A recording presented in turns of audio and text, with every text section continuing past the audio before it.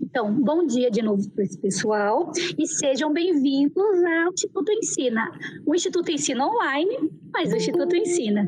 É muito curioso que nessa capacitação especificamente nós temos muitas pessoas que que está participando de uma capacitação nossa pela primeira vez. Então, por isso, eu gostaria de falar para vocês, né? Obrigada por acreditar na nossa proposta, obrigada por acreditar, né, no Instituto Ensina. Estamos aqui para contribuir sempre. Eu sou a Taisa, tá bom? Sou diretora executiva, técnica. Tem aqui na sala também com a gente a Ana Paula, que é responsável pelo setor financeiro e agora também está cuidando das capacitações. O Instituto Ensina, ele é também uma organização do terceiro setor, nós somos uma OSC também. E a nossa missão é compartilhar conhecimento para o terceiro setor. Nossa missão é o fortalecimento do terceiro setor. E a gente faz isso através de cursos de capacitação de diferentes modelos, palestras, rodas de conversa, enfim, ou cursos mais prolongados, com uma carga horária maior, e também através de assessoramento. A gente está em Mauá e a gente, lá com as organizações de Mauá, a gente também tem uma proposta de fortalecimento de rede, de estar sempre reunindo com essas organizações para essa troca de experiência. Eu recebi alguns recados de algumas pessoas que talvez não conheciam o Instituto Ensina. Quem quiser seguir a gente, pode seguir lá no Instagram, que é o @Instituto Ensina, e também no Facebook, Instituto Ensina, porque lá a gente está sempre colocando as nossas capacitações. E sim, algumas dúvidas que apareceram, sim, são cursos gratuitos. Como eu falei, a nossa missão é compartilhar conhecimento para o terceiro setor. Tá? Então, cada um tem sua missão institucional aqui, imagino que a maioria trabalha com organização. Então, a nossa missão é essa mesmo, de compartilhar conteúdo, de trazer informações atualizadas e estar tentando multiplicar para todo mundo, tá bom? Mais uma vez, sejam bem-vindos. Hoje a gente vai conversar com o professor Cristiano, que está aqui, já está ali, já estou vendo ele aqui, a gente já bateu um papo. E fiquem à vontade para depois tirar dúvidas, tá bom?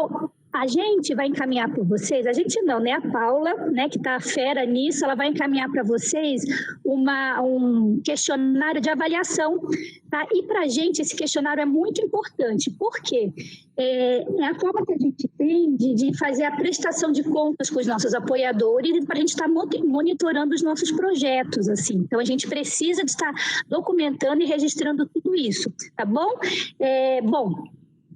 Só um outro recadinho, eu não sei se todo mundo tem o hábito ou não de participar dessas conversas online, e é interessante que quem não estiver falando ou quem não for fazer alguma pergunta, mantenha o microfone desligado, porque às vezes o barulho da sala ou do ambiente onde vocês estão podem acabar interferindo na aula, tá? Bom, muito obrigada pela presença, mais uma vez sejam bem-vindos, e professor, fique à vontade para começar aí esse monte de conteúdo para a gente aqui, que está todo mundo inspirado e ansioso.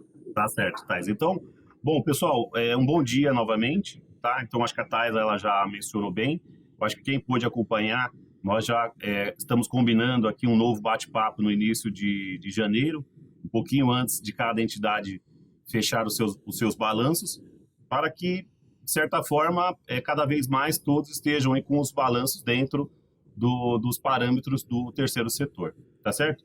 No final da apresentação, eu vou deixar as nossas redes sociais para que vocês também possam nos acompanhar, seguir os nossos temas, as nossas matérias que nós temos divulgado. Está entrando, já estou adicionando.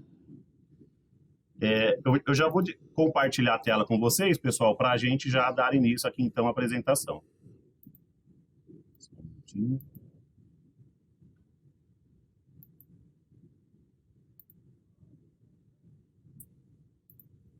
Bom dia a todos. Bom dia. Bom dia. Vocês estão enxergando a minha tela? Tá tudo bem?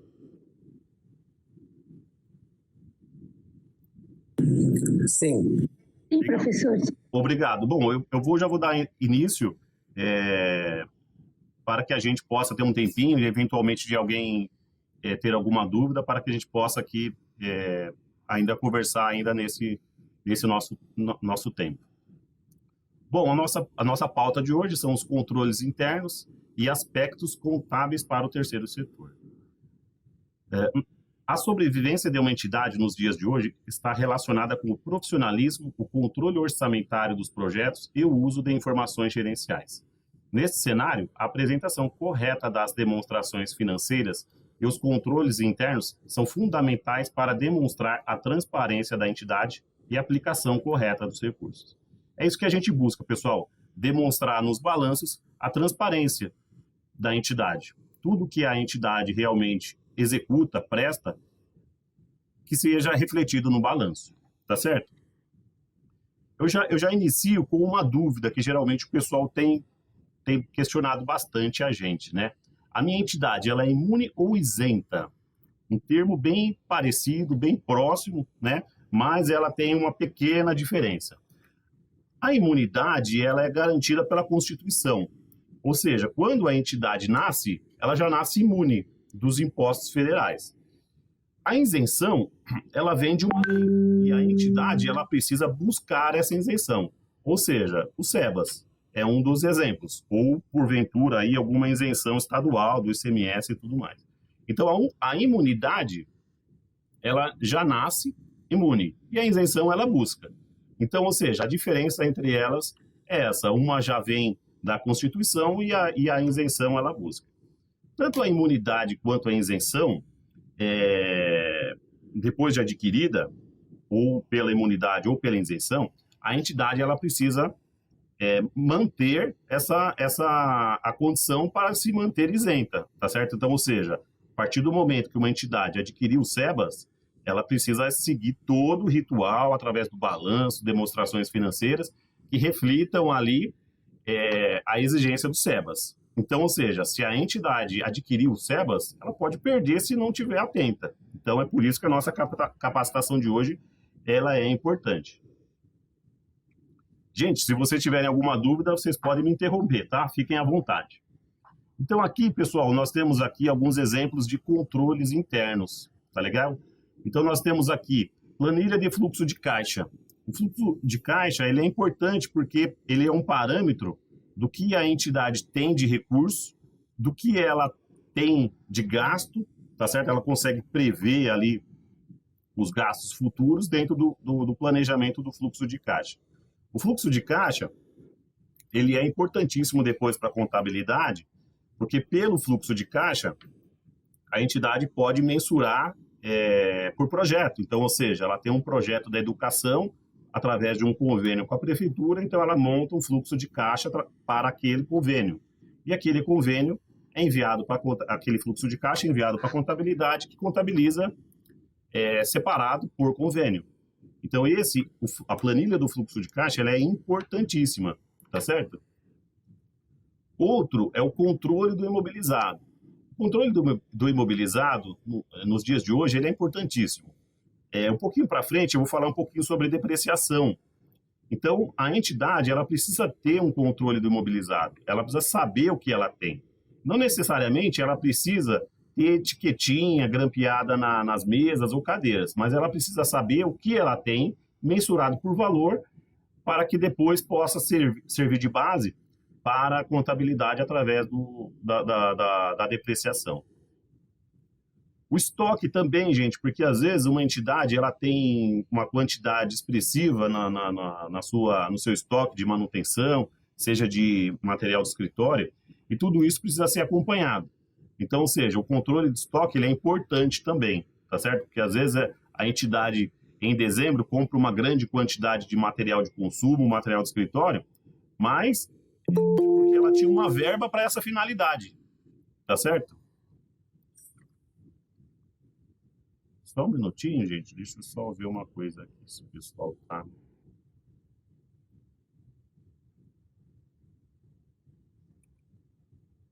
O pessoal tá entrando, e aí eu tenho que sair da apresentação para poder adicionar o pessoal, tá bom, gente? Então, às vezes, eu vou ter que sair um pouquinho, tá?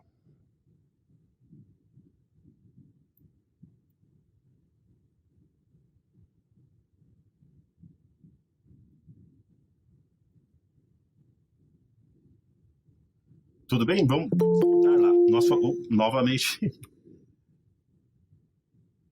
Desculpa, pessoal. Então, estou adicionando o pessoal conforme o pessoal entra, tá? E aí eu vou...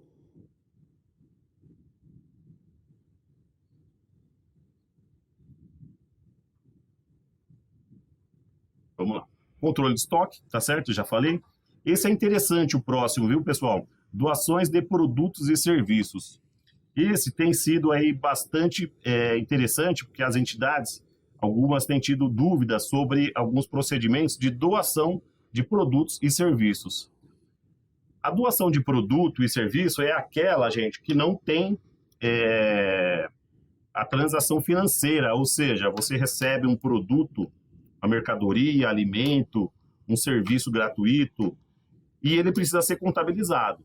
Se você tivesse que pagar, qual que seria o valor? Então, ou seja, em uma eventual pleito com a prefeitura para fazer aí algum convênio, a entidade ela precisa mensurar todo o seu custo.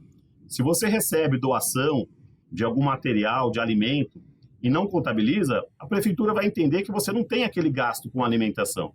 Então, você precisa evidenciar todo e qualquer produto ou serviço recebido gratuitamente. Um exemplo que eu dou, até estava conversando com a pessoa ontem, é essa palestra de hoje, essa capacitação de hoje. Ela é uma capacitação voltada à área contábil, totalmente gratuita, onde o Instituto Ensina está concedendo para cada entidade essa gratuidade. Então, ou seja, 2 horinhas dessa gratuidade, qual que seria o valor se a entidade pagasse por uma palestra dessa? Então, ou seja, precisa ser evidenciado. Como que fazemos isso? Através de recibos, tá certo? A entidade, ela precisa fazer recibos, tá certo? O pessoal me comenta bastante, tem algum padrão? Não tem um padrão, tá certo? Pode ser um modelo simples. A única regra é que ela precisa ter uma ordem numérica e cronológica, tá certo? Os demais itens são opcionais, tá certo? Logotipo, cor, formato, é opcional. Agora, pode ser até o modelo do Word, Excel, desde que mantenha aí toda essa regra numérica e cronológica, tá certo? Os recibos, ele pode ser de entrada ou de saída, tá certo? Porque a entidade, ela pode receber uma doação, também pode efetuar uma doação, tá certo? Então, ou seja, o Instituto Ensina, faz uma live, faz uma arrecadação de alimentos, por exemplo, de cesta básica, e doa essa cesta básica, por exemplo, para as entidades. Então, ou seja, o Instituto Ensina pode receber uma doação e pode efetuar também uma doação para outras entidades aí conveniadas. Tá certo? Então, esses são os detalhes das doações de produtos e serviços. Ô, professor, Cristiano. Oi, desculpa, posso perguntar uma coisa? Pode. Então, eu sei que a gente tem bastante dúvida em relação a isso. Então, vamos reforçar de novo, assim, só para eu entender. Então, por exemplo, eu recebo doações, eu fiz um evento, recebi cestas básicas, mas essa cesta básica não vai ser para minha instituição. Eu vou repassar isso para outra instituição. Então, eu tenho que colocar isso nas minhas planilhas em valor financeiro, fazer esse recibo de entrada e recibo de saída, seria isso? Isso mesmo. Então, vamos lá, vamos já pegar esse gancho e fazer aí alguns exemplos, né? Porque a doação, quando você recebe no Instituto Ensina, você pode receber uma doação de uma empresa ou de pessoas físicas, tá certo? Certo. E também doação aonde você não sabe, que na verdade o pessoal deposita na conta do Instituto Ensina e tá certo? Ou seja, aquela que a gente não sabe quem está doando. Então é assim, quando uma empresa te doa, a empresa ela pode fazer uma nota, tá certo? Ou você faz um recibo recebendo dessa empresa, tá certo? Porque às vezes é uma empresa prestadora de serviço e ela não tem nota para fazer essa doação, mas ela está te fazendo essa doação. Então, se ela não tem nota, o Instituto Ensina faz uma nota de entrada falando assim, olha, a empresa ABC me doou 100 cestas básicas. Aí a gente dá a entrada na contabilidade, tá certo? Agora, se porventura ela te dá a nota, então já está evidenciado pela nota dela, tá certo? Certo. Agora, quando você não, por exemplo, você começa a receber cesta básica de pessoa física, aí pessoa física, ele pode ter uma infinidade, então, ou seja, não tem como você fazer nota de pessoa física a pessoa física, porque às vezes a pessoa deixa e vai embora, não tá com pressa, né? Então, isso você pode fazer um único recibo mencionando recebido de pessoas físicas, tá certo? E lá no seu relatório de atividades você também detalha. Certo. Tá certo? Mesma coisa também com os depósitos que vocês recebem também na conta corrente para poder receber esses valores. Você pode detalhar no relatório de atividades e fazer um único recibo pessoa física diversas, né? Agora, isso é o exemplo, a entidade recebendo, tá certo? Certo. Agora, imagine assim, você fez uma arrecadação de toneladas de cestas básicas, por exemplo, mas não é para o Instituto Ensina, agora você vai doar para ir para a população, tá certo? Então, você vai doar, por exemplo, para a entidade A, B, C, ou seja, vocês já têm definido aí quem são as entidades, e vocês também podem doar diretamente para alguma família carente.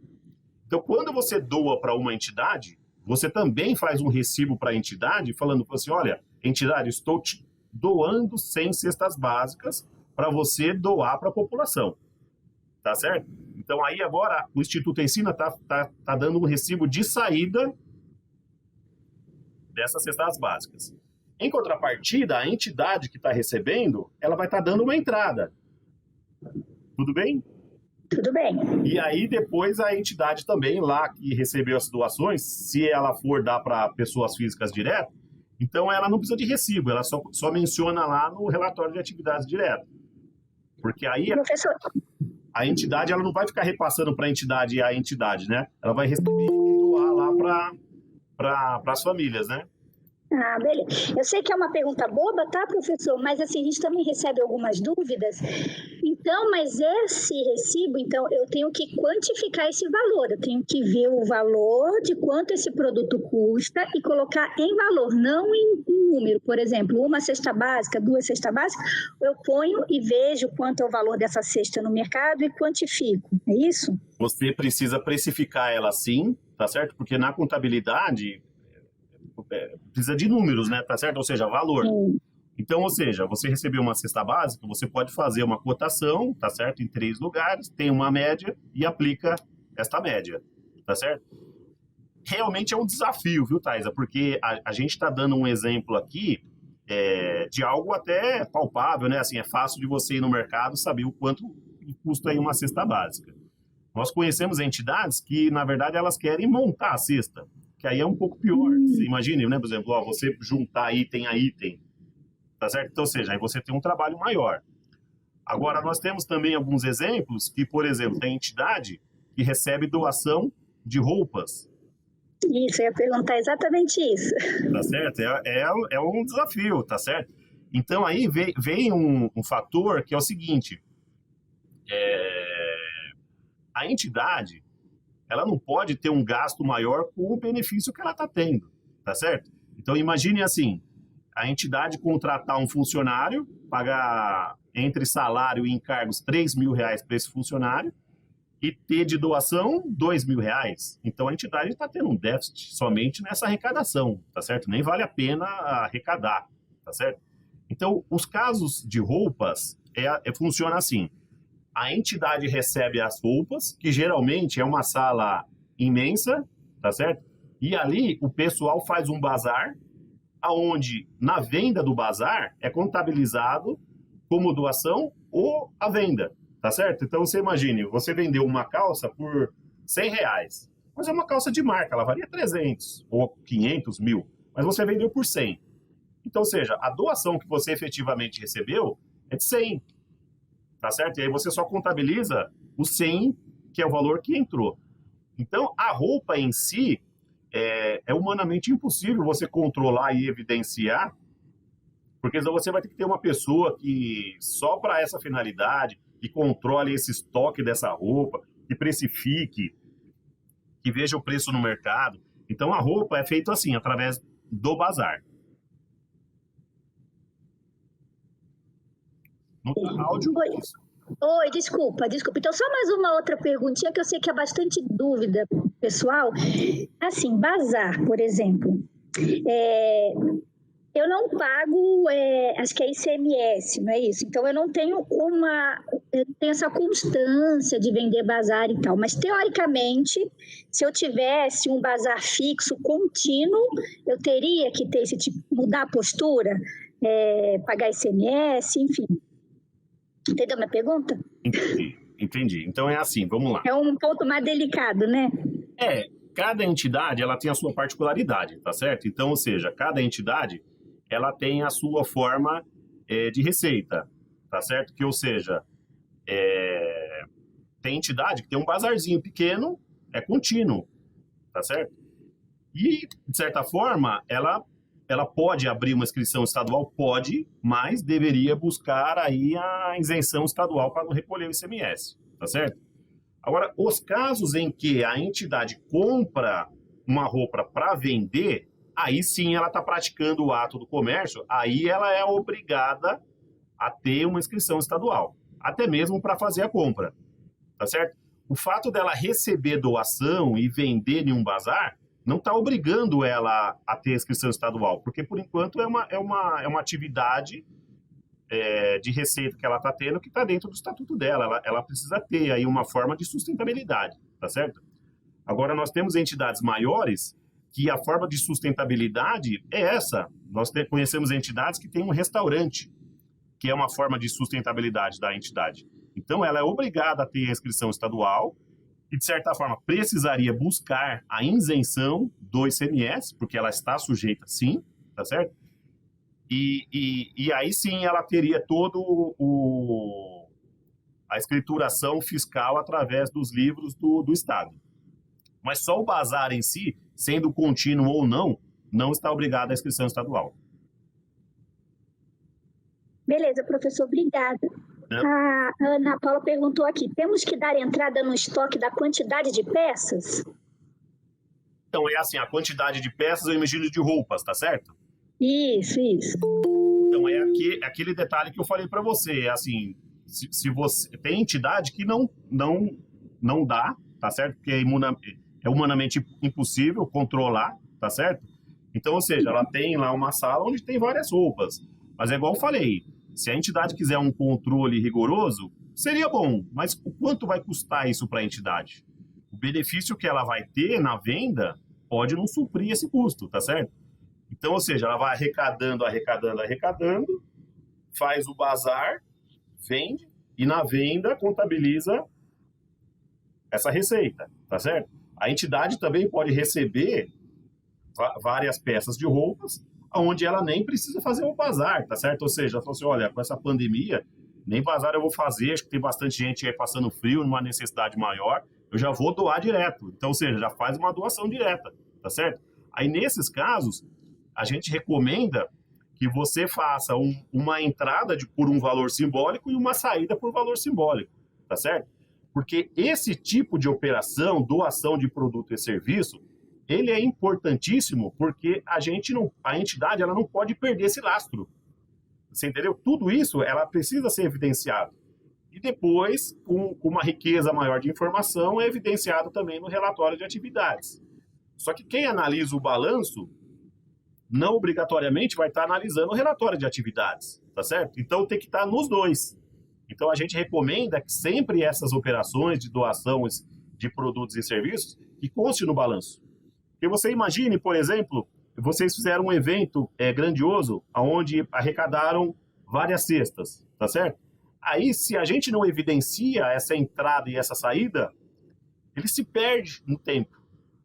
Você entendeu? Agora, se a gente evidencia que, por exemplo, contabilmente você arrecadou 30 mil reais e doou 30 mil reais, você pode bater lá na prefeitura e falar assim, prefeitura, a minha entidade aqui está ajudando a população, eu preciso de uma ajuda da prefeitura. Olha aqui, ó, a minha contrapartida aqui, ó, a minha parte eu estou fazendo. Você entendeu? Então, ou seja, tudo isso precisa ser evidenciado, tanto no relatório de atividades quanto nas demonstrações financeiras.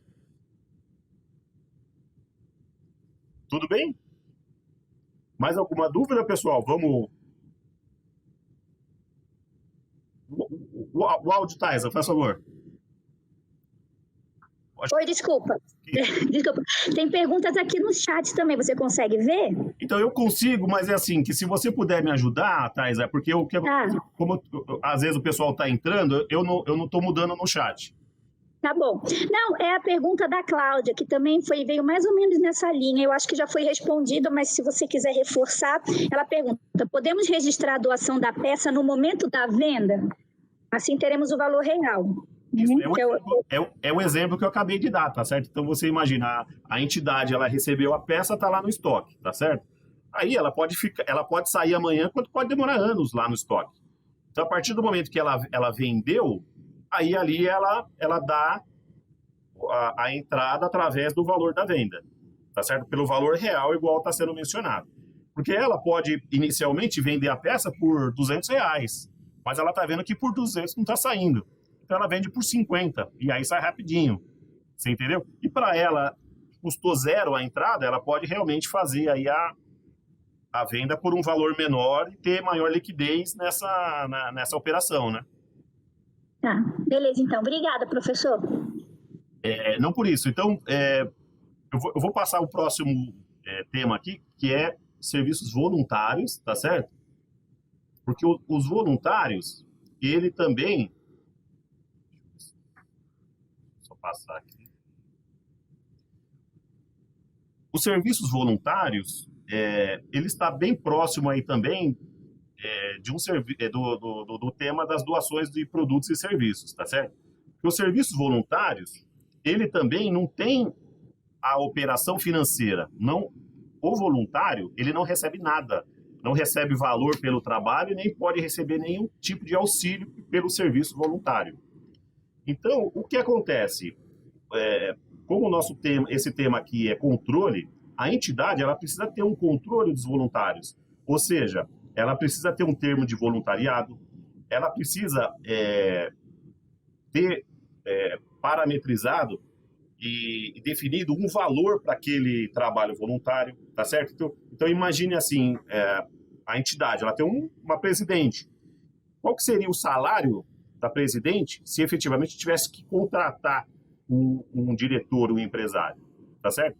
E ao mesmo tempo tem um voluntário que presta os serviços gerais, algum outro trabalho. Então, ou seja, cada serviço voluntário ele tem um salário. Então, isso precisa ser precificado, tá certo? Colocar um preço para aquele trabalho voluntário. Precisa ser definido os dias em que esse serviço voluntário é prestado, tá certo? E todo aquele ritual para não se ter um vínculo empregatício, ou seja, ele não pode ser subordinado, ele não pode ter horário, tá certo? Porque lá na frente a entidade também não pode ter nenhuma surpresa em relação a isso, tá certo? Então, esses dois temas, pessoal, é bastante importante e precisa ser evidenciado. A diretoria, ela é um serviço voluntário, tá certo? Lembrando que a entidade é sem finalidade de lucro, então o corpo diretivo da toda a direção, ele é voluntário, precisa ser evidenciado. Às vezes nós conversamos com as entidades e a entidade fala, a entidade não tem voluntário. Tem sim, a diretoria é voluntária, tá certo? E ao mesmo tempo, tem entidade que ela é pequenininha, mas tem uma imensidão de voluntários que precisa ser evidenciado. Você imagina, se tivesse que pagar uma quantidade de funcionários, né, que eventualmente a entidade precisasse contratar, para a quantidade de voluntário que ela tem. Então, ou seja, cada entidade tem a sua particularidade e vê, essa pessoa ela presta um serviço voluntário, precisa ser evidenciado. Tá legal? O outro item é a prestação de contas, tá certo? Ou seja, a entidade ela precisa ter todo o seu controle lá para fazer a prestação de contas, tá certo? Os projetos também bastante envolvidos aí na prestação de contas, porque quando o dinheiro ele tem uma restrição, ou seja, ela já vem com uma finalidade, adicionar o pessoal que está entrando aqui, quando o dinheiro ele vem, deixa eu voltar aqui, pronto. Quando a entidade tem um projeto com a prefeitura, um termo de colaboração, um convênio, o dinheiro ele já vem marcado, tá certo? Então, ou seja, você faz uma prestação de contas. E, ao mesmo tempo, você controla todo esse projeto, porque quando você presta contas, você está prestando contas do recurso que você recebeu. Agora, o projeto em si, ele tem um custo maior, porque você tem uma contrapartida, tá certo? A entidade, às vezes, ela pode ter lá um projeto da educação, da assistência, aonde a prefeitura, ela paga somente uma parte, tá certo? Salário, encargos, e os demais gastos. É a contrapartida, tá certo? Os dois é um projeto, tá certo? Isso precisa ser evidenciado e separado lá no balanço. Porque lá no balanço eu vou demonstrar depois que tem que ser separado por área de atuação e tudo mais. Então, para efeito de controles internos, prestação de contas e projetos, embora cada um tenha o seu papel, mas os dois são importantes, tá certo? O estatuto social também, pessoal, ele também é importante. Cada entidade precisa fazer uma análise interna para verificar se está cumprindo ali com as exigências do estatuto, tá certo? Cada estatuto, ele tem ali um regimento diferenciado, ou seja, sobre prazo de balanço, balancete, quando que o balanço precisa ser publicado, quando que o balancete precisa estar na mão não é da diretoria, mas do pessoal que vai fazer lá a análise, esqueci, me fugiu o nome agora. Me fugiu o nome, daqui a pouco eu lembro. Mas o Conselho Fiscal, ele precisa ser atuante, tá certo, pessoal? Porque ele precisa fazer os comentários deles, aprovando ou não o balanço. Porque se tiver alguma irregularidade, o Conselho precisa ser atuante e já a fazer os devidos apontamentos, tá certo? Nós temos aí também os relatórios de atividades, tá certo? O plano de trabalho, ou seja, são relatórios importantes, né? Porque, ou seja, como é que a entidade ela vai se organizar para o ano que vem?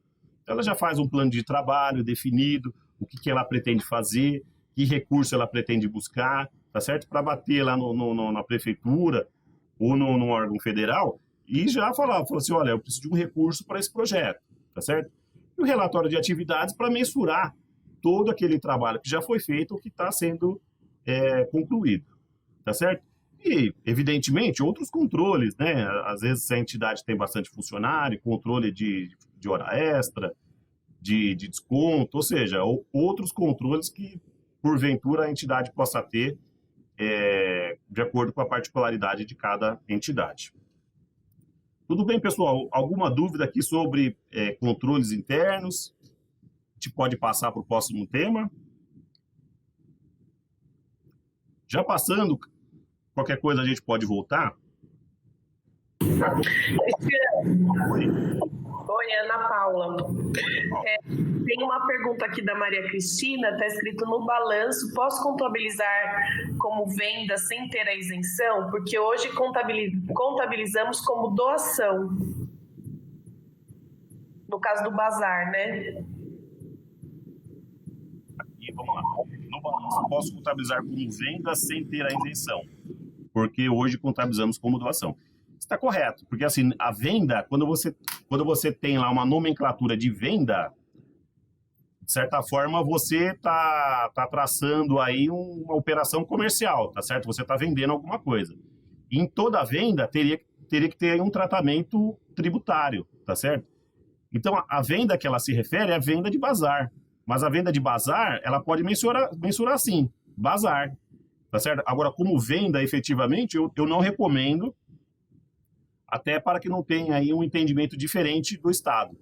Porque todos sabem que o terceiro setor ele já é difícil, né? Então, ou seja, até em relação aos SEBAS, onde já está bastante trabalhado e tudo mais, a gente ainda tem dúvida. Imagine se a gente bater agora lá no Estado, onde o Estado ele não acompanha o dia a dia das entidades, né?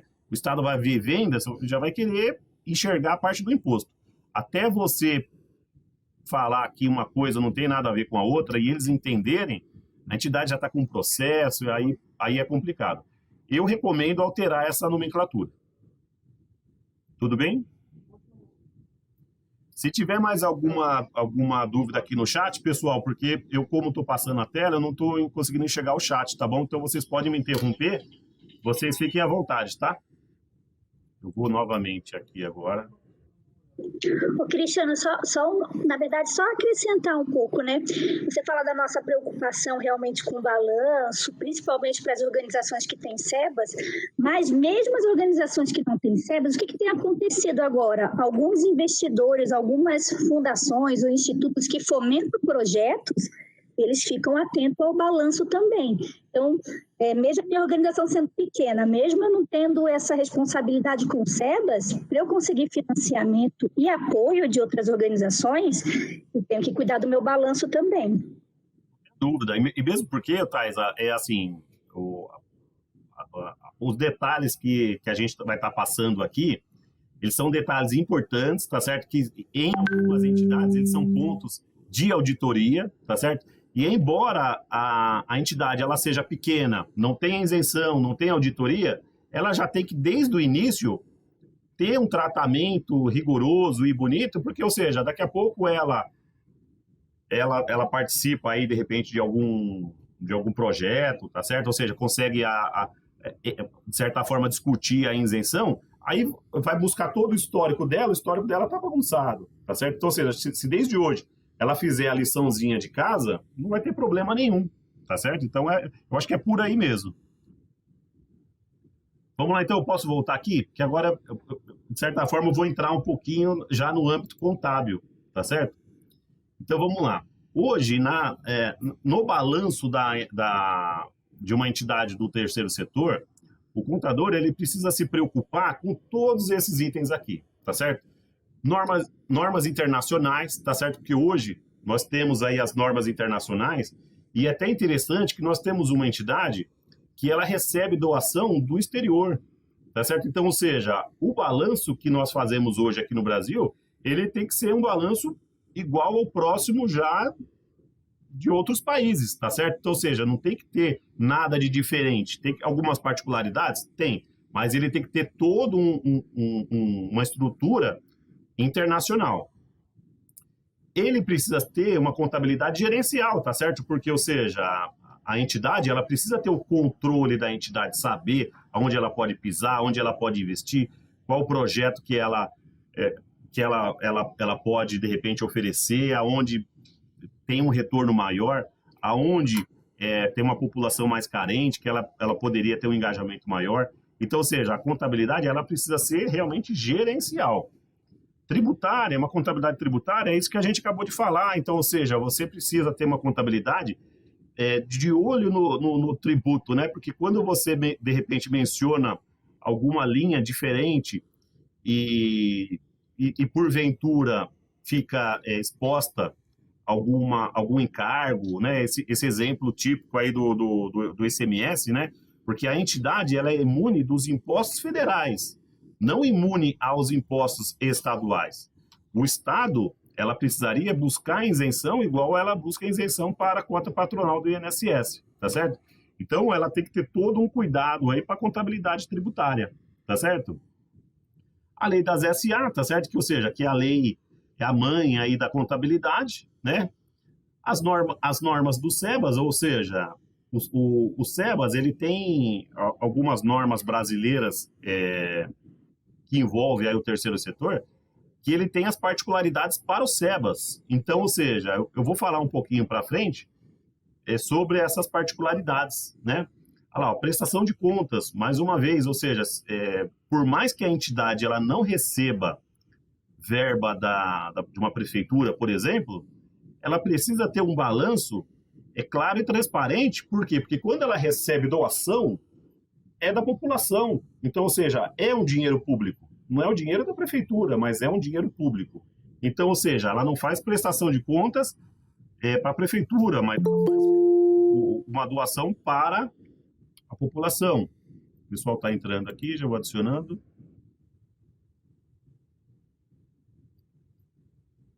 E também, finalizando aqui esse item, contabilidade, ela precisa aí atender a auditoria, tá certo? Então, ou seja, a entidade que está sujeita aí à auditoria, ela precisa seguir ali todo o ritual da auditoria.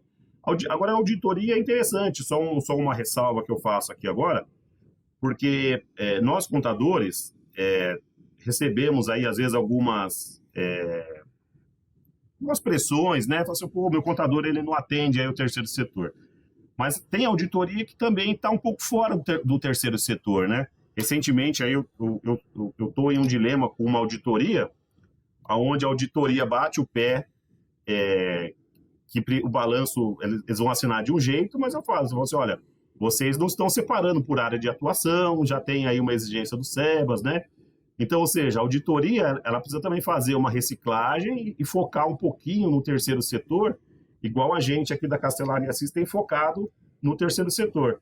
Porque quando a gente atende já um público maior, a gente confunde um pouco, né? Então, ou seja, o terceiro setor tem as suas particularidades e a auditoria precisaria entender um pouquinho disso também.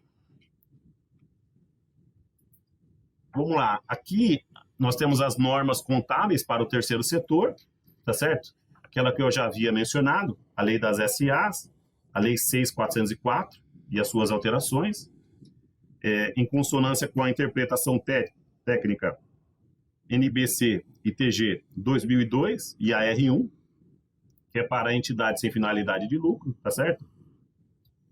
Tudo isso também de acordo com o CPC da PME, tá certo? Que é emitido aí pelo Comitê do Pronunciamentos Contábeis. Aí, gente, a gente já entra um pouquinho já no balanço.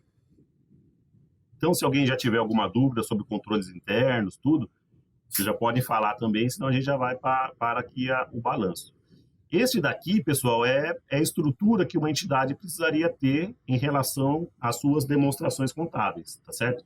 Nós temos lá o balanço, a DRE, a DMPL, o fluxo de caixa, as notas explicativas e a aprovação do Conselho Fiscal. Esse é importantíssimo, né, gente? Então, isso daí precisaria estar mensurado lá também. Então, as demonstrações contábeis e financeiras do terceiro setor, elas precisam abranger. Isso é importantíssimo, pessoal. A contabilidade, ela precisa ser por centro de custo, tá certo? Consolidada por exercício, segregada por área de atuação, segregada por filiais. Isso é importantíssimo. Imagina o seguinte, a contabilidade por centro de custo. A entidade que, porventura, tem vários projetos, vários convênios, tá certo? Uma entidade que ela é da educação, ela também tem assistência social, ela tem filiais. Você imagina fazer uma contabilidade em um único bolo, né? Então, ou seja, filial com vários projetos, várias áreas de atuações, tá certo? Então, ou seja, ela tem que ser por centro de custo. Você separa realmente por projeto, recurso público, recurso próprio, dentro desse projeto, tá certo? Ao mesmo tempo, separado por área de atuação. Então, ou seja, eu tenho um projeto na área da educação. Legal. A educação, dentro da área da educação, você tem um convênio, tem recurso público, tem recurso próprio? Tenho. Tem um filial que também está na área de educação, também tem recurso próprio, tá vendo? Então, ou seja, é muitas variáveis. Então, o contador, ele precisa colocar isso na cabeça. Contabilidade por centro de custo, adicionar o pessoal aqui. Contabilidade por centro de custo, consolidada por exercício, segregada por área de atuação e segregada por filiais. Tudo bem, gente? Essa parte aqui é muito importante, tem gerado bastante polêmica e o pessoal não tem seguido. Vou passar para frente então, tudo bem?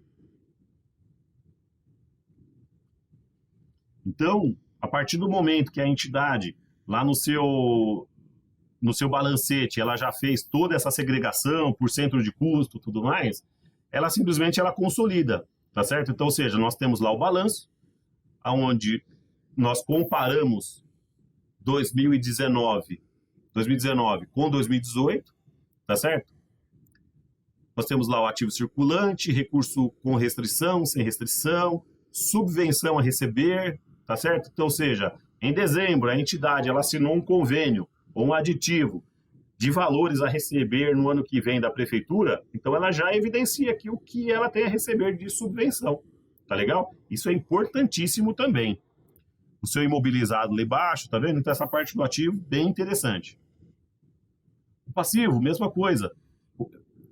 Um ano, comparando com o ano anterior, mensurando lá seu circulante, não circulante quando tiver, o seu patrimônio líquido, o seu superávit ou déficit do exercício. Eu já vou fazer um parênteses aqui, pessoal, que lá na frente eu vou mensurar, eu vou fazer um comentário. Quando a entidade fechar o seu balanço, ela geralmente fecha lá em fevereiro, março, não sei, vai estar em janeiro. Então aqui, ó, vocês veem bem, ó, patrimônio líquido, patrimônio social, superávit ou déficit do exercício. Por que está separado? Porque ele ainda não foi aprovado pela diretoria, né, pessoal? Então ele precisa ser separado. Ele somente é incorporado ao patrimônio assim que a diretoria aprovar o balanço. A diretoria, ela pode não aprovar o balanço, tá certo? Ou seja, o conselho fez várias ressalvas e aí a diretoria acatou. Não foi aprovado. Então esse déficit, esse superávit, ele ainda não é incorporado ao patrimônio social. Somente após aprovação do balanço pela diretoria, a contabilidade evidencia no balanço e faz esse lançamento incorporando ao patrimônio social. Lembrando que para aprovação aí do balanço, a diretoria precisa fazer todo o seu ritual lá, né? Inclusive fazer a ata aprovando ou não esse balanço. E é com essa ata que o contador vai se basear e fazer essa contabilização. Tá legal? Então aqui nós temos aqui um modelo de demonstrações financeiras, DRE. Eu deixei em amarelinho aqui, tá certo? Para frisar que é um modelo da assistência social, tá certo? Depois eu tenho um outro modelo lá. Então, nesse modelo, o que acontece aqui? Primeiro, a gente frisou que é da assistência social, tá certo? Porque geralmente quem analisa o balanço, às vezes não é contador, tá certo? Às vezes é alguém que está concursado, que de repente está analisando lá para deferir ou não o SEBAS. Então, ou seja, a gente sempre deixa o mais claro e transparente possível. Separado aqui as subvenções, doações, outras receitas e as despesas. Tá legal? Tá vendo que a gente demonstra aqui, pessoal, com a maior clareza possível, ou seja, alinha salários, né? Então, ou seja, tem balanço que a gente enxerga despesas com mão de obra. Pode separar despesas só com mão de obra? Pode também. E lá nas notas explicativas, vocês abrem, ó, eu gastei isso com salário, isso com férias, isso com INSS. Quanto mais claro e transparente for, melhor. Por quê? Porque a entidade ela não precisa esconder nada, né? Ela precisa realmente mostrar essa transparência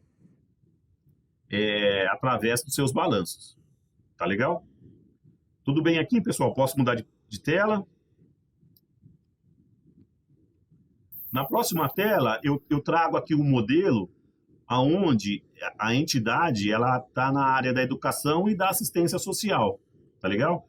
E a gente poderia acrescentar aqui também uma coluna, porventura, se a entidade tivesse um programa de sustentabilidade, tá certo? Ou seja, eu dei aquele exemplo lá de uma entidade que tem um restaurante. Então, ou seja, ela acrescenta uma linha aqui, ó, sustentabilidade, a receita com o restaurante e os gastos que ela teve para poder ter essa receita, tá certo? Porque às vezes aqui precisa ser evidenciado que a sustentabilidade está tendo um superávit, que a assistência social, porventura, ela está tendo um déficit, tá certo? Ou não, porque às vezes a assistência social aqui ela está consolidada, né? Mas a assistência social ela tem um recurso próprio e público aqui escondido, né? Então, às vezes ela dá um déficit, porque a prefeitura ela não contribui com todo o valor, tá certo? E aqui também da educação, o mesmo caso, tá certo? Nesse modelinho aqui, ó, nós temos, tá vendo, ó, despesa com pessoal, tá certo? Por quê? Porque como essa demonstração, ela já está um pouco já mais robusta, se a gente incluir linha a linha aqui, ela vai ficar realmente infinita e não vai conseguir enxergar aqui os números. Então, qual que é a ideia aqui? Vocês mencionam aqui, ó, despesas com pessoal, faz uma nota explicativa, tá certo? E na nota explicativa você abre, tá certo? Lá você abre. Se você olha, a minha despesa com pessoal foi na área de educação, 3 milhões, aonde o recurso público foi 2, recurso próprio foi 1.000, por exemplo, 1 milhão, entendeu? Então, ou seja, lá em notas explicativas, vocês explodem essas informações aqui. Então, esse daqui, ele simplesmente, ele é um modelo para que cada entidade aí possa se adequar. Lembrando que, é igual eu falei, esse daqui é um modelo onde algumas auditorias, elas são resistentes, né? Então, ou seja, a auditoria, ela não quer um modelo assim. A auditoria, ela quer simplesmente 2019 e 2018. Ela não quer separar o que é da educação, o que é da assistência. Ela só quer informar. Você fala assim, olha, a minha subvenção foi, em um ano foi tal e em outro foi tal. Meus salários foi tal e tal. Ela não quer abrir, né? Tem auditoria que tá com esse dilema. Agora, o que demanda aí o SEBAS? O SEBAS fala que tem que ser separado por área de atuação. Ou seja, a educação, a assistência social. Tá legal? Aqui, o balanço ele tem que ser consolidado. Agora, se a entidade, porventura, ela tem filial, então vocês podem também ir lá fazer uma menção diferente nas notas explicativas. Tá legal? Então, esse é o modelinho que nós apresentamos aí em relação às demonstrações financeiras. Lembrando também que cada demonstração financeira que a gente mencionou aqui, ó, tanto o balanço quanto a DRE, a DMPL, o fluxo de caixa, as notas explicativas, todas precisam ser assinadas pelo contador e pela presidente. Tá legal? Isso tem sido polêmico aí também em alguns casos. Precisa ser assinado. E, lógico, a aprovação do conselho, o conselho quem assina. Tudo bem aqui na DRE, pessoal? Vou passar agora para o fluxo de caixa, tá certo? Esse daqui, de certa forma... Alguém vai perguntar? Cristiane, tem uma pergunta no chat do Recanto Tia Célia. É do Recanto Infantil Tia Célia, eu acredito. Essas informações do balancete não seria com o contador da ONG? Se a ONG tiver um filial, o balancete pode ser separado? Pode ser uma pergunta. Então, vamos lá. Ó. Eu abri lá atrás uma tela onde eu falei que a entidade ela precisa ter a sua contabilidade por centro de custo. A partir do momento que a entidade ela faz a contabilidade por centro de custo, ela tem, através do seu sistema, como emitir um balancete por centro de custo. Tá certo? Então, ou seja, eu quero um balancete do centro de custo da educação, recurso público. Então, ou seja, você vai lá, puxa somente esse pequeno pedaço. Tá certo? Porque a entidade ela pode emitir o balancete completo, tá certo? E quando você tem um centro de custo, você vai emitindo por centro de custo. Tá certo? Então, ou seja, contabilmente, você tem como emitir vários balancetes, que são aqueles definidos no centro de custo, tá certo? E também o consolidado. Então, aqui, na demonstração contábil final, que ela é aprovada e publicada, ela é totalmente consolidada, tá certo? Agora, a sua contabilidade, separada por centro de custo, ela te atende melhor a uma prestação de contas, tá certo? Eu quero fazer uma publicação no meu site sobre esse evento. Mas eu não quero publicar tudo. Você entendeu? Porque tudo é muita coisa, pode confundir o pessoal e o pessoal pode me cobrar um retorno diferente. Então, assim, você simplesmente emite um balancete daquele centro de custo, tá certo? Não que o todo você está escondendo, né? Mas é assim, se o projeto, você angariou, por exemplo, 100 mil reais para aquele projeto, é só daquele projeto. Você não precisa demonstrar 1 milhão, porque senão o pessoal vai assim, você angariou 1 milhão? Eu falei, não, 1 milhão já é da entidade, que ela tem os gastos dela, ela precisa, né, ter todo o seu controle lá. Esse projeto é separado. Então, ou seja, emite um balancete por centro de custo, onde ela separa somente aquele pedaço. Tudo bem? Eu acho que ficou claro ou não? Olha lá, ó, mais uma dúvida. Se a ONG tiver filial, o balancete pode ser separado? Sim. Então, ou seja, novamente, ela precisa ser por centro de custo separado por matriz e filial, porque imagine assim, você tem uma filial onde você consegue emitir um balancete da filial por centro de custo. Você entendeu? A contabilidade ela é bem robusta, ela precisa ser bem aberta, tá certo? tem contabilidade que faz um plano de contas imenso, mas ela não consegue emitir um balancete somente daquele pedaço. Ela emite o balancete completo, já que é um único plano de contas. Separado por centro de custo, aí tem como realmente fazer essa separação. Agora, o centro de custo, ele precisa ser definido com a entidade, onde a entidade ela vai definir o centro de custo. Porque o centro de custo ele pode ser separado assim: educação, assistência social, sustentabilidade, tá certo? Agora, ou também por projeto, tá certo? Então, ou seja, tem sistema contábil que ele também não tem como fazer muita separação, né? Então, você fala assim, porque cada ano é um convênio, um aditivo, tá certo? Então, ou seja, mas é um aditivo dentro do projeto da educação, tá certo? Então, ou seja, cada caso tem a sua particularidade. Porém, a partir do momento que definiu o que a entidade quer enxergar, aplica na contabilidade e faz contabilidade por centro de custo. Tá certo?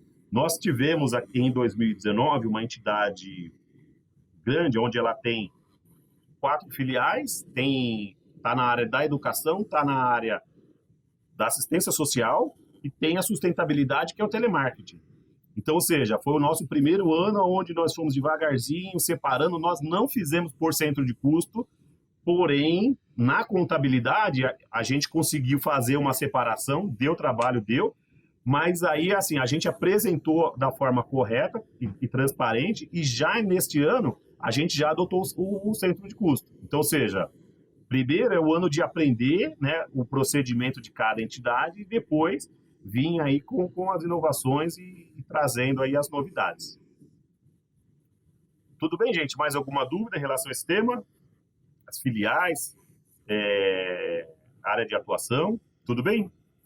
Eu vou voltar lá aqui, então.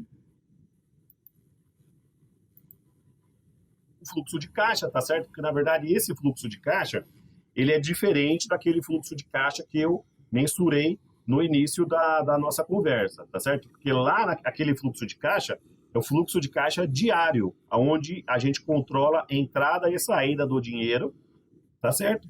E até por projeto, convênio, o que for. Aqui, ele é uma demonstração contábil onde é evidenciado a origem e o destino do recurso, tá certo? Onde nós comparamos um ano com o outro, tá certo? E é uma demonstração que nós partimos aqui do superávit, ou déficit, e toda a variação que ocorreu nessas contas aqui, tá legal? E aqui, para quem não entende de contabilidade, é a prova dos 13, né? Então, por exemplo, toda essa variação que ocorre aqui nesse meio, ela tem um resultado aqui que precisa bater com esse resultado de baixo, que é a diferença, né? Do saldo de caixa e equivalente de caixa no fim do período com os saldos no início do período.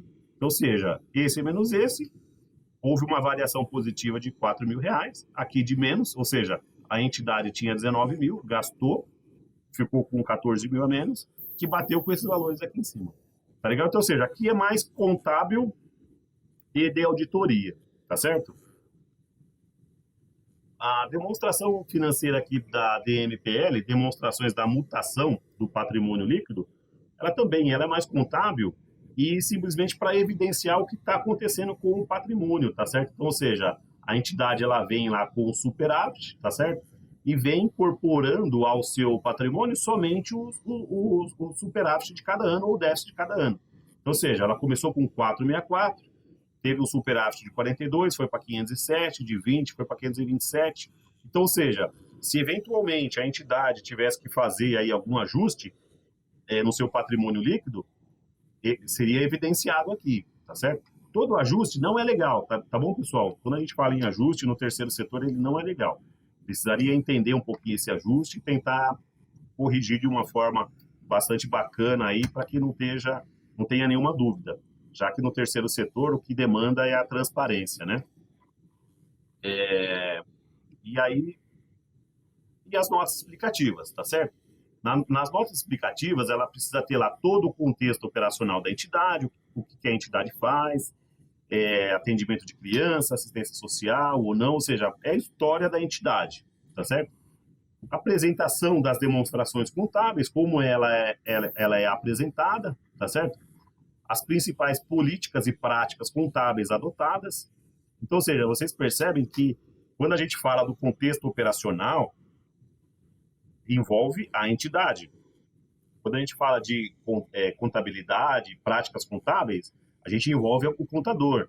Então, veja que o contador e a entidade, os dois juntos, eles precisam formular as suas notas explicativas, tá certo? Então, não é simplesmente uma nota da contabilidade. A entidade, ela precisa participar dessa nota explicativa, porque ela pode trazer riqueza de informação, tá certo? Nós temos lá o relatório de atividades, onde pode fazer um resumo aqui, tá certo? Você olha, durante o ano, a entidade, ela atendeu tantas crianças, fez tantas assistências à família. Então, ou seja, isso no balanço, trazer aqui um pouquinho aí do relatório de atividades no balanço, ele é muito interessante. Então, a entidade, ela precisa ser participativa aqui também nessas notas explicativas, tá legal? Então, vamos lá, ó. Caixa equivalente de caixa. Por quê? Porque lá no balanço, no ativo, a gente separou recurso público e recurso próprio. Aqui na nota explicativa, você pode abrir, explodir, né? Você fala assim, olha, eu tenho conta no Banco do Bradesco, no Itaú, Banco do Brasil, recurso próprio e público. Então, ou seja, aqui na nota explicativa, você demonstra os saldos, tá legal? As doações e subvenções também, porque, ou seja, aqui você pode mensurar, fazer uma nota explicativa. Se você, olha, nesse ano aqui, nós recebemos da prefeitura, através desse convênio, recebemos esse e esse valor. Então, ou seja, você abriu, você explodiu, né? Porque lá é uma única linha, tá certo? Aqui você pode ter 5, 6, 7 projetos. Então aqui você abre projeto a projeto, subvenção a subvenção, né? O imobilizado, ou seja, lá também ele tem uma linha. Lá a gente tem uma única linha chamada imobilizado e depreciação. Aqui a gente abre, se você olha, eu tenho móveis, utensílios, imóveis, você abre caso a caso. O seu passivo circulante também, então, ou seja, qual que é a dívida da entidade em 31 de dezembro, né? Em janeiro. Você vai pagar o que em janeiro, né? Seu patrimônio líquido, seus serviços voluntários, né? Ou seja, a gente fez lá o termo de voluntariado, fez todo um trabalho em cima dele, passou para a contabilidade evidenciou, está no balanço e também está em nota explicativa, tá certo? Olha lá que legal, pessoal, as gratuidades concedidas, né? Então, ou seja, imagine só, pessoal, se vocês não evidenciarem aquela gratuidade que vocês estão concedendo, que, por exemplo, o Instituto Ensina está concedendo agora. É uma capacitação, é uma gratuidade que está sendo concedida, tá certo? Então, ou seja, tudo isso vai estar lá no relatório de atividades e pode ser mensurado aqui também. Se você olha, o Instituto Ensina fez tantos cursos, tantas capacitações, tantas horas, tá certo? Então, ou seja, isso é importantíssimo. A isenção previdenciária, olha só que bacana, né, pessoal? Porque a partir do momento que a entidade ela conseguiu a sua isenção através do SEBAS, ela parou de recolher lá a parte patronal do INSS. Quanto isso representa para a entidade durante o ano? Então, ou seja, a contabilidade precisa fazer as continhas lá, olha, você deixou de pagar aqui R$100 mil no ano. E aí você já menciona ali a isenção previdenciária, o PIS e o PIS sobre a folha, tá certo? Ou seja, que agora recentemente aí tá bem claro que não se paga mais o PIS também sobre a folha para quem tem o SEBAS. E a imunidade tributária lá também. Então, ou seja, a entidade fazer uma menção que a entidade ela pode não ter isenção, porém ela tem imunidade, ela pela Constituição, ela não recolhe os impostos aí sobre a sua receita. Tá legal? Alguma dúvida, pessoal? Tudo bem? Então vamos... Só tem uma dúvida aqui no chat. Tem uma dúvida no chat? Então eu vou tirar da minha apresentação, vamos lá. A entidade recebe para projetos CMDCA, Tribunal... CMDCA. Isso. Nota Paulista, doações mantenedor para controlar no centro de custo? Eu não entendi essa dúvida. Na verdade, ela recebe... Acho que ela está separando projetos, né? Recebe por um projeto do CMDCA, recebe uma outra ação Nota Paulista, é isso? agora entendi. Então, na verdade, a dúvida dela é o seguinte, ela recebe do projeto, ela recebe nota paulista e ela tem as doações do mantenedor para cada... Seria um centro de custo? Então, assim, vamos lá, ó. A nota paulista, quando você recebe a nota paulista, ela não é um recurso marcado, tá certo? Então, ou seja, é um recurso irrestrito. A entidade ela pode gastar da forma que ela realmente entender que precisa ser gasto. Então, ali você já começa a fazer a sua separação. O do projeto, com certeza, precisa ser por centro de custo, tá certo? Por quê? Porque, às vezes, o projeto, ele tem uma finalidade, tá certo? Então, ou seja, você gasta com aquela finalidade, ele é restrito, mas, de repente, você teve um gasto também próprio, que, na verdade, para fazer parte daquele projeto, você teve que contratar alguém, você teve que comprar alguma coisa, e aí foi com o dinheiro da entidade, foi da contrapartida. Então, ou seja, você já começa a fazer um centro de custo ali desse projeto, onde você tem o recurso próprio e o recurso público, tá certo? Ao mesmo tempo, você teria o que ali também? As doações do mantenedor. Então, ou seja, essas doações é para quê? É para finalidade dos gastos da entidade, operacional, administrativo. Então, assim, cada entidade, ela pode separar. Porque, por exemplo, o mantenedor, ele vai falar assim, olha, esse recurso é para essa finalidade. Você entendeu? Então, se ele está vindo marcado, você tem que separar e prestar conta disso. Se ele está falando, você olha, esse recurso é para finalidade do objetivo da entidade, então, ou seja, do todo, então faz parte do todo. Então, você pode simplesmente fazer um centro de custo de despesas administrativas, tá certo? Você tem as despesas administrativas e tem o centro de custo por projeto. Tudo bem, Maria? Acho que deu para clarear um pouquinho. Só um detalhe, gente, assim que eu finalizar aqui também, eu vou deixar aqui também as nossas redes sociais, os nossos contatos também. Se tiver mais alguma dúvida que porventura aparecer à tarde ou outro dia, a gente também está à disposição, tá legal, pessoal? Manda um WhatsApp aqui pra gente, a gente responde também, sem problema nenhum. Tá legal? Tudo bem? Posso voltar? Só para a gente finalizar, porque aqui tem uma parte interessantíssima aqui também, tá legal? Então vamos lá, ó. Incorporação no resultado do patrimônio social. Eu já falei um pouquinho sobre essa incorporação quando eu falei lá sobre o balanço, né? Então, ou seja, quando a gente tem o resultado do ano, ele está separado lá o patrimônio da entidade e o superávit ou déficit embaixo, onde esse superávit ele só vai ser incorporado assim que a diretoria aprovar. Então, ou seja, essa particularidade, ela é importante e precisa ser bem evidenciada no seu balanço. Controle do imobilizado por tempo de vida para cálculo de depreciação.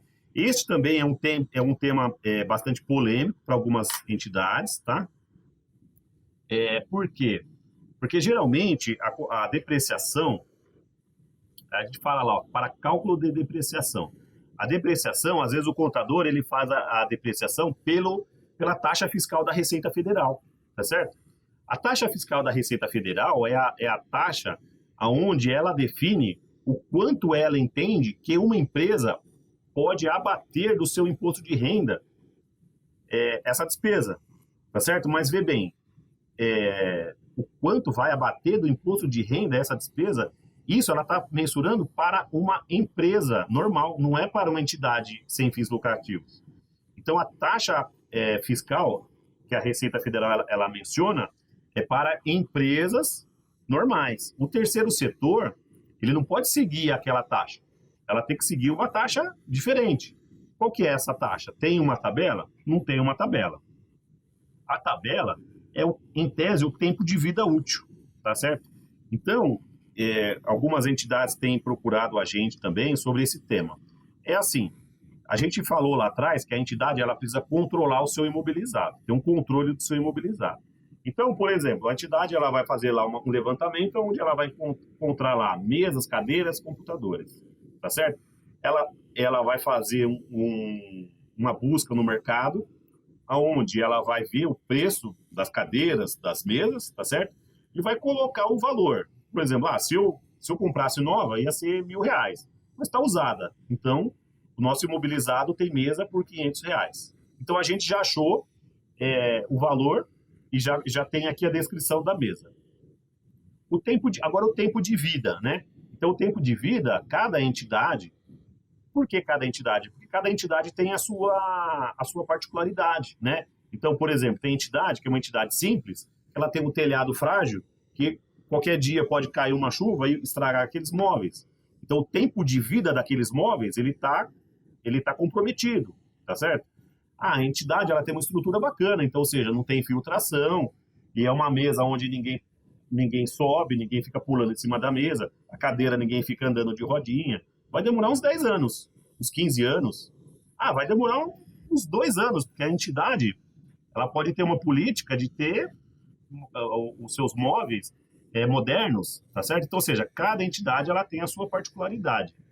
Então, ou seja, aí você já definiu o tempo de vida.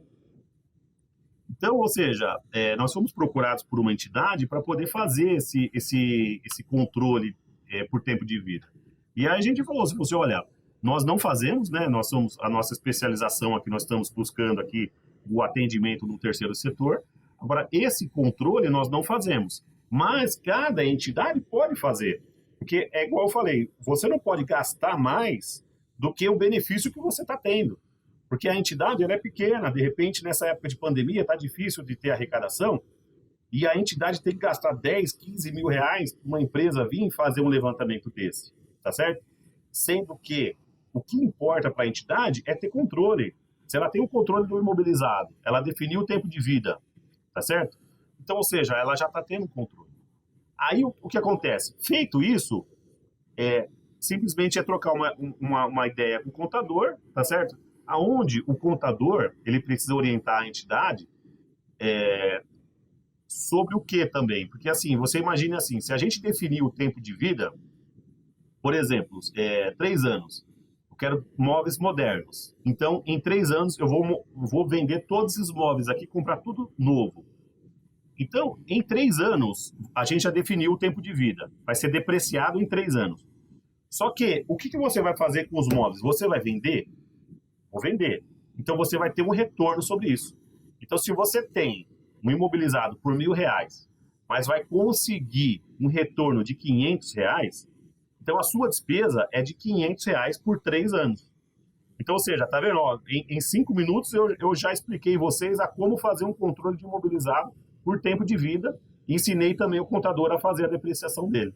Então, ou seja, você definiu o tempo de vida por R$500 por 3 anos, o imobilizado R$1.000, você vai ter um valor residual onde vai ter uma receita lá no final por R$500, o contador vai pegar R$500 e vai dividir por 3 anos e fazer a contabilização mensal aí em 36 meses.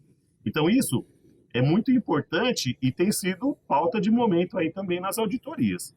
E mais uma vez, embora a entidade ela seja pequena, ela não esteja ainda aí obrigada à auditoria, mas ela já está seguindo aí um procedimento importante, tá certo? Porque o terceiro setor ele precisa ter toda essa demonstração aí na sua contabilidade, tá bom? O PIS sobre a folha, através da Instrução Normativa 1911 do ano passado, aí de 2019, a Receita Federal se pronunciou aonde o PIS sobre folha ele não é devido para a entidade que ela possui o SEBAS, tá certo? Então, ou seja, inclusive, a entidade que quiser buscar aí os créditos dos últimos 5 anos, é possível, né? Desde que faça aí todo um processo através de PERDCOMP, retificação de DCTF, embora não pode demorar muito, né, pessoal? Porque você, para buscar esse crédito, é sempre dos 5 últimos anos, né? Então, ou seja, a cada mês que passa, a gente está perdendo um mesinho lá de PIS pago, tá certo? Então, ou seja, se for buscar, daqui 5 anos, não tem mais como buscar o crédito do passado. Mas a partir de hoje, vocês já podem parar de recolher. Sobre o REINF, adiado aí também o prazo de envio para o terceiro grupo, tá certo?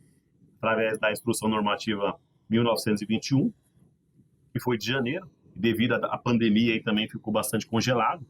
O REINF é uma obrigação aonde precisa ser enviado ali algumas informações de retenção e tudo mais, tá certo?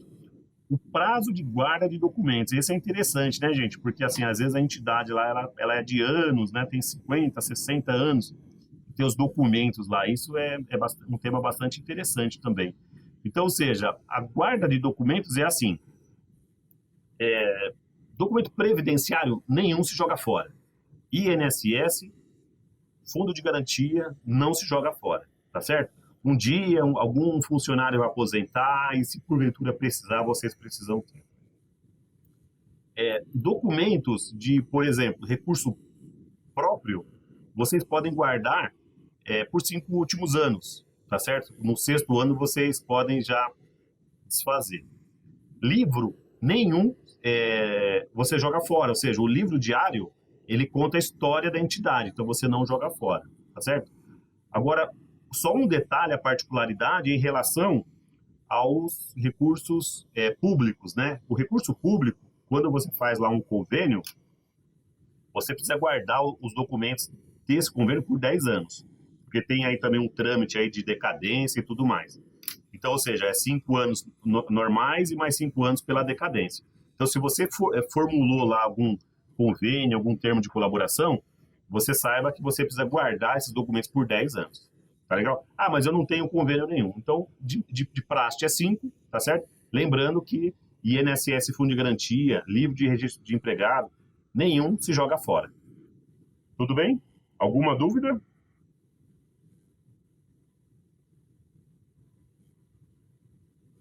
Bom, gente, é isso então. Nós temos ainda um período aí bastante extenso aí também, se vocês tiverem alguma dúvida. Esse daqui é nossas redes sociais, se vocês quiserem se inscrever, é bastante bacana. Tem um detalhe, pessoal, uma dica que eu passo para vocês, no nosso YouTube, eu tenho lá uma gravação de um vídeo meu, onde eu explico para as pessoas, em geral, como se fazer doação na declaração do imposto de renda. Então, ou seja, neste ano, devido à pandemia, houve um prazo aí estendido, e eu consegui fazer uma gravação explicando na tela, item a item, como se faz a doação na declaração de imposto de renda, tá certo? Ela é voltada à criança e ao adolescente, tá certo? Mas ao idoso também tem pequenas particularidades ali também, que se alguém tiver alguma dúvida, a gente também pode ajudar, tá bom? Este daqui é meu WhatsApp, se alguém quiser adicionar, me mandar uma mensagem depois. Meu e-mail, se alguém quiser mandar alguma dúvida, alguma sugestão também, acho que para os próximos temas, a gente é bem-vindo também, tá bom? Então, eu fico à disposição de vocês, caso vocês tenham alguma dúvida. Professor, obrigado, viu? Acho que deu para esclarecer algumas coisas. A gente tem bastante dúvida, né? Principalmente lá de recibo, como que entra, como que coloca na contabilidade a doação, é o que a gente também recebe lá no Instituto, né? A dúvida do pessoal. Mas muito legal, obrigada. Se quem tiver alguma dúvida.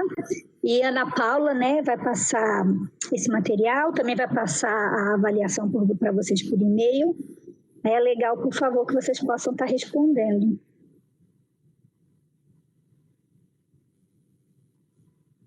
Então, só mais um detalhe, reforçando, né, para o pessoal se inscrever aí nas nossas redes, nas redes sociais aí do Instituto Ensina, até para acompanhar aí os próximos eventos, tá certo?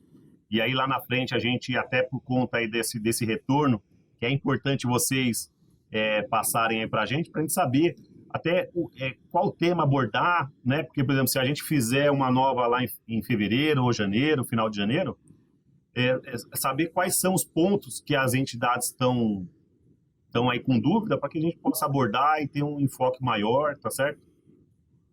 Bem legal. A gente está com um projeto novo no Instituto que está se iniciando, que é também fazer essas lives mais curtas, com conteúdo mais enxuto, com um tema específico, aí trazer um especialista para estar lá debatendo. Aí é legal também, quem estiver seguindo vai ter oportunidade de assistir essas conversas.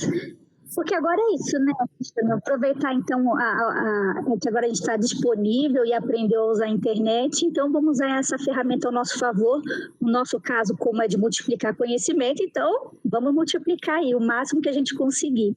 Isso. Só um detalhe, Thais, acho que passando para o pessoal aí também, para vocês também, eu nessa parte de informática aqui eu domino pouco, mas eu coloquei para gravar essa apresentação aqui também, e aí depois eu vou passar para o pessoal do meu TI. E aí a ideia é colocar à disposição no YouTube para quem não conseguiu assistir, para que possa ver depois lá alguma tela. Ah, pô, aquela tela eu achei legal, mas não lembro. É só assistir depois. A explicação é isso.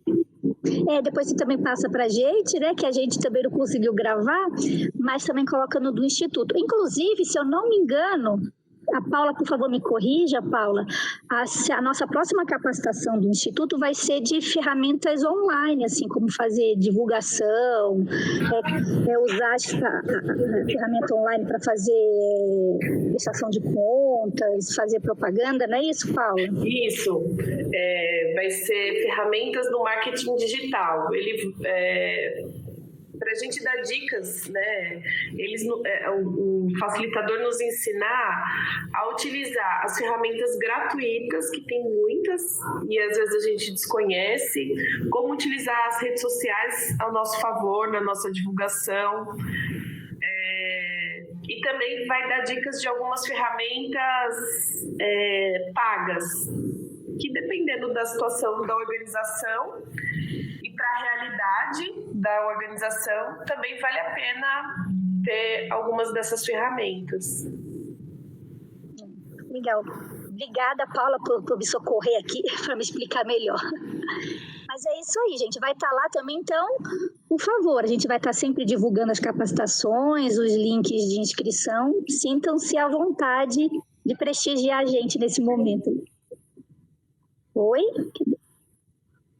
Alguém ligou o microfone?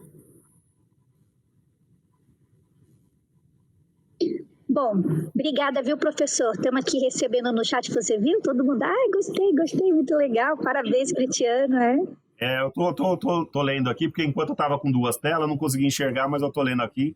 Eu agradeço também, a gente está à disposição e espero que, de certa forma, aí a gente possa contribuir aí com as demonstrações das entidades, né? Então tá bom, muito obrigada. Obrigada, pessoal, e até breve. Até breve, pessoal. Obrigado. Tchau, tchau.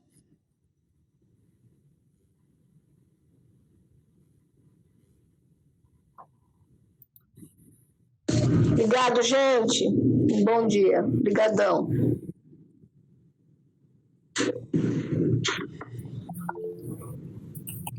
Cara.